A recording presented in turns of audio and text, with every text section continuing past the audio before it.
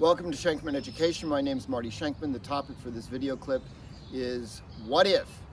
This is probably the single most important question to help guide your estate planning. What if?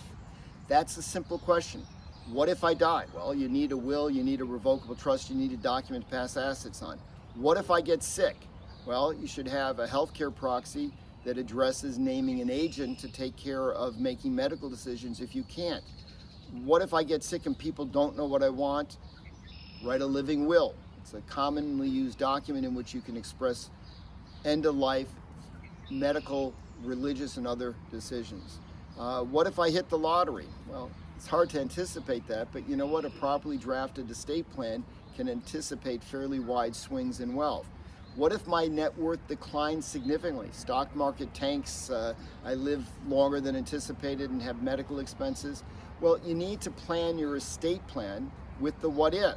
So I've seen people make specific bequests. I give $50,000, $100,000, $1 million, whatever the number, to 3, 4, 5 different nieces or nephews because I care about them.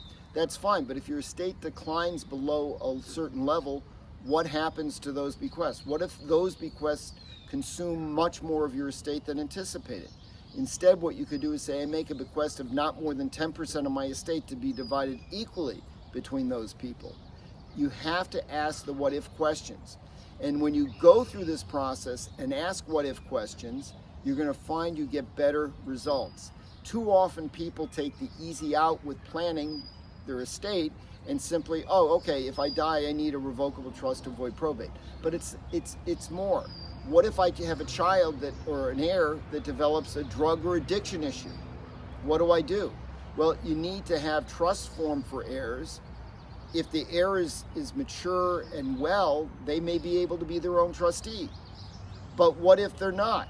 Well, if it's a trust and you have the ability to get in place a different trustee, or you name a different trustee, and you could appoint a trust protector who could change trustees, depending on what happens with the child, you can move them in or out of being a trustee. If they develop an addiction issue, a health issue, a cognitive issue, you can have the trust protector remove them.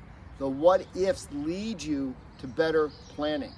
It's no different than with planning for retirement. What if the market goes up? What if my expenses go up? What if medical costs become beyond what I anticipated, right?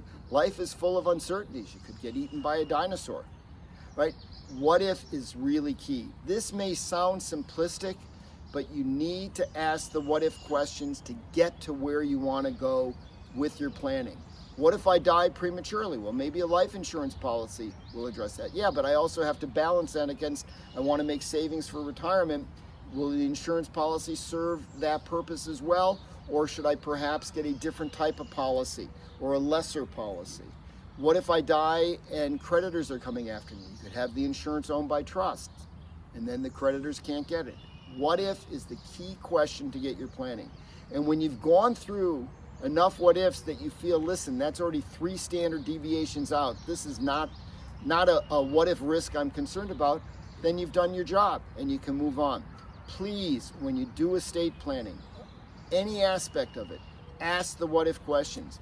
And by the way, if you're working with advisors, which is certainly the preferable way to go, and you ask what if questions and you're dismissed or they don't have an answer, you have to ponder what that may mean. Is it the right advisor for you? Why are they not being able to address it? Is it that the question is not plausible, or is it that the advisor doesn't have the expertise you need? By the way, many people prepare, and it's going to only increase it over time with AI and everything else, their estate planning documents online using online services. Where are the what if questions in that process? You've got to make sure that you, and maybe you do it together with colleagues or friends or family members, somebody's asking what if questions.